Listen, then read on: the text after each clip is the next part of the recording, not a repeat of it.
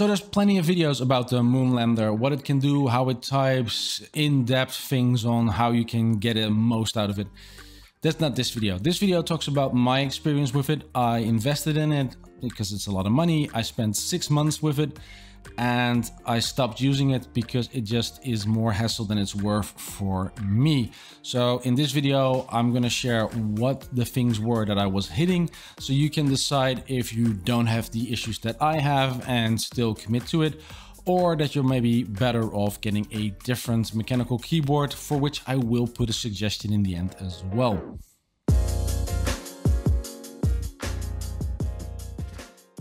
This video is sponsored by Talent.io, and they are bringing out the Tech Salary Report for 2022. If you're a tech professional in Europe like me, then stick around at the end of the video to learn what you're really worth in the European market. So first of all, why did I get it? Well, there's plenty of good reasons why I wanted to get it. I started my journey with mechanical keyboards. I got the Keychron Key 8, I believe it is, which is a regular mechanical keyboard, and kind of got hooked on the whole idea. And I thought I'd just skip from A to Z instead of going through 16 different keyboards and then eventually going like, yeah, you know, I just really need a really good one. And then finally getting the Moonlander. I thought I'd just jump from the beginning and go straight to Moonlander, which wasn't the smartest move, I'll admit that. And definitely now that I'm back and go like, probably I would have stopped somewhere in those 16 machines and found a different solution for me. Now, I also love my natural keyboard. So I was used to having like a broken set. That's one of the reasons why I get the 2 halves. And I thought it would be really cool to be able to type with my arms straight, saving me from some RSE hassle later in my life. Then again, I've been doing this for over 2 decades, maybe even 3.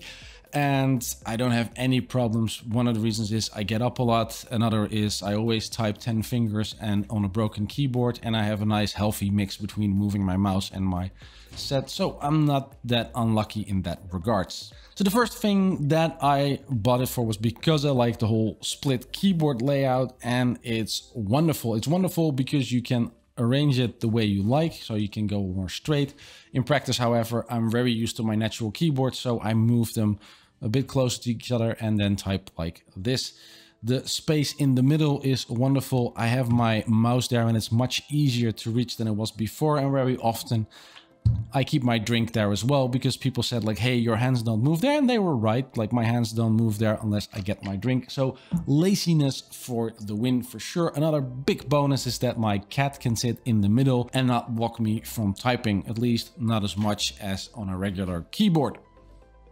But, and this video series is going to have a lot of but. I also noticed that the angle in which it's placed is very dependent on me. I'm very known on that fixed set. So even if I just, you know, accidentally hit the keys and they're moved and I start typing, I'm like, oh no, it's wrong. And then I have to readjust it. But I'm usually 2 sentences down, and then I'm going like, oh, this is why I'm missing all these keys and have to rearrange it. So I was constantly fiddling, getting the keyboard straight. Annoying, and I was considering getting like a bracket in between that, but not a deal killer. So that wasn't the reason I had to stop using it, but it was the first nail in the coffin, so to speak. The second thing is the ortholinear layout. It means that they're not staggered like on a regular keyboard, and the idea is that this is more natural, so your fingers move up and down. And that, except for like the initial learning curve, I needed a couple of weeks to get used to typing on this, and in the beginning it was absolutely horrible. Wasn't all that bad. I mean, there was a learning curve. I expected that. But in practice also, there's a little limitation that I start hitting, and that's that there's less keys on the top. So on a regular keyboard and a staggered keyboard, there's more keys on the top, meaning that on this top row, I missed the minus and plus. And I also discovered that because of my natural keyboard habits, I'm very used to having the 6 on my left hand. So at some point I had to move the numbers around. More finicky stuff that I didn't really need. And then we get to the programmable layers, which are absolutely awesome. I have a layer for navigation, so then this become like my arrow keys on both sides, so I can use my left and my right hand to do arrow keys. I have a layer for symbols. This side is symbols, this side is a numeric keypad, because I am used to using numeric keypads for long numbers. And then I had a layer for gaming because I did some special things, like with holding the S is the control key, and that works great. but not when you're gaming and you're trying to use the WASD combination to walk around. So that's good. I love to be able to adjust it. I can change the layout to whatever I want. If I wanted to try Colmac, I can just rearrange it and, you know, Bob's your uncle. But this is the second but in this video. It also meant that I was constantly tweaking this. I'm always thinking, oh, maybe if I just make that last adjustment, it will be perfect. One thing, it will never be perfect. Two, every time I make an adjustment, I have to unlearn my previous learned things and then relearn the new ones. Meaning that in my head now, there's like 32 versions of this layout. And that stacking made that I had to think again.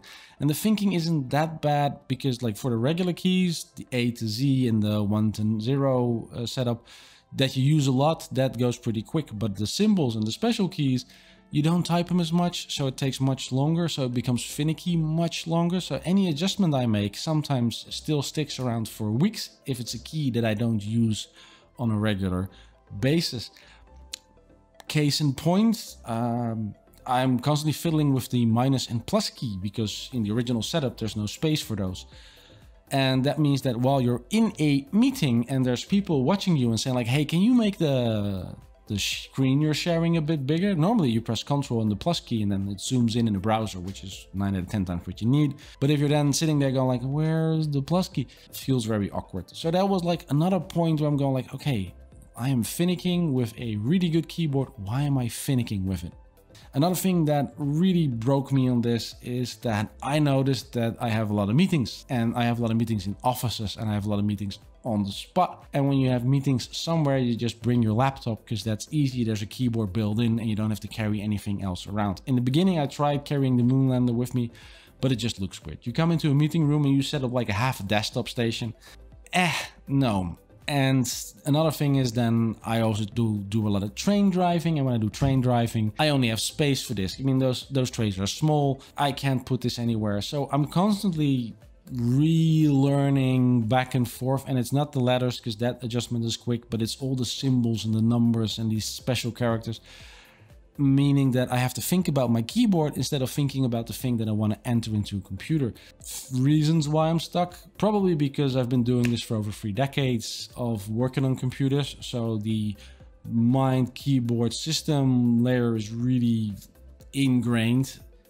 That's one reason. Natural keyboard is another one. If you're currently using a natural keyboard, I would really be careful around this setup because it's different than a natural keyboard, but it feels like a natural keyboard. So your mind has a lot harder time to adjust. I think if you're going from like a flat keyboard towards this, much easier shift. And then we get to the meat and potatoes. So the main question I was asking, why did I give up on this? What is the moment I'm going like, okay, I can't fix this with programmable layers, just spending some time tweaking it. And for me, that's because I come from a natural keyboard background. And a natural keyboard background in my case means that if I need to type and my hands feel a broken keyboard like this, they assume that this row, this one where the letters are, is the row where the split is. So you can already see I removed one key. I had these ones removed as well. That helped a lot. But actually I need to remove the top ones as well. And then I start running out of keys. Then I suddenly don't have enough keys to put the letters or the numbers on the top and the minus and the plus. I don't know where I'm going to put the bracket that I used the whole day, because you need like your control and your shift keys around this. And if I tried putting them back after a while, thinking like maybe I get used to it, but it doesn't help. The moment I put these keys here, I constantly start mistyping. That means that I'm halfway through a sentence because I think and I start typing. And then I have to go backspace it all the way out, remove the keys, or like adjust my hands and then start typing again. And that was the straw that broke the camel's back. Now, if I had like an extra key here, like this little gap that you see there, then yes, then I could have just moved everything to the left and moved the other keys to the outside, and I probably could have gotten away with it. But I can't. So then the other option might be to move the letters up and to the left, but then I lose the number keys. So I'm constantly making concessions that I don't want to make in a keyboard at this price and scale. And that's what's causing me to go like, hey, if I need to constantly think about how I'm going to use a keyboard, then it's kind of defeating the point that I was getting it for. I was getting it because I wanted to do things more efficient, but I'm constantly not doing things efficient because I already do the efficient things inside my software, for example. So DaVinci Resolve, when I do video editing, I moved all my editing buttons to the left side of the keyboard. And then when I got this one, I had to half adjust that to fit the fact that the keyboard is now really only half of that, and that the letters are just a little bit different, and I got used to the arrow keys being there. It was super finicky, and in the beginning that's an investment you make, but if you're a half year in and you still be finicking around, that's what kind of broke me. That's the moment that I said, like, okay, this thing isn't helping me. And then finally, like, I need that fixed layout. I am gonna look at different keyboards and probably sell this, because normally I keep my old keyboards around, but this one's way too expensive to keep it lying around. I'm probably gonna put it on Marktplaats and make somebody else very happy with it, because it's not a bad keyboard, it's just bad for me. Now, speaking of expensive keyboards, you might not really be making what you're worth. When I started out as a professional engineer, I wasn't sure how much I should be charging my clients. And I remember the first time when a recruiter asked me about my rate. This was after discussing my skills and ambitions. I named a price that seems right to me, only to get the reply, let's make that a little bit higher. Now, pro tip, if a recruiter recommends you increase your rate instead of trying to negotiate the price down, you know you're selling yourself short. Back then, the salary report from Talent.io would have been a great help to me and probably saved me a lot of money. Couple of facts. Talent.io has created more than 100,000 tech workers in Europe and compiled a detailed list of salaries and most popular front-end and back-end programming languages per major city. Super useful information if you want to make the most out of your career in tech. So click the link in the description to get the report and join their talent club to get practical information and grow your career. Personally, I found it super useful, even though I'm more of an operations guy and not a developer, but still it gives me an overview of how the tech industry is around Europe. Remember, you're awesome, keep it up. This was Tools on Tech, and if you want to learn more about improving your digital self, then be sure to stick around for my other videos.